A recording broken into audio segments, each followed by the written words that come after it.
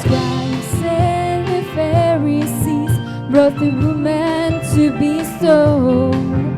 Now Moses' law said, you must die for the sins that you have done. The master didn't speak a word, he just wrote upon the ground. And when they heard the news, there was none to accuse. He was the talk of the town.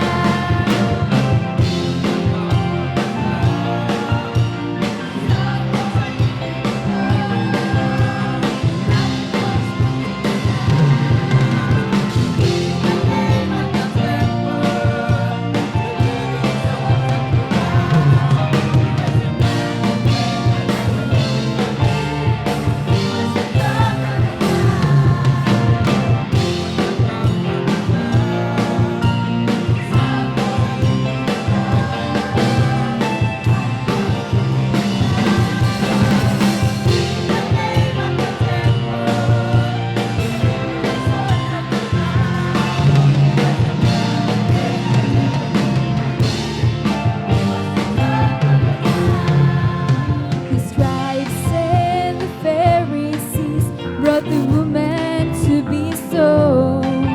Now Moses' law said, you must die for the sins that you have done.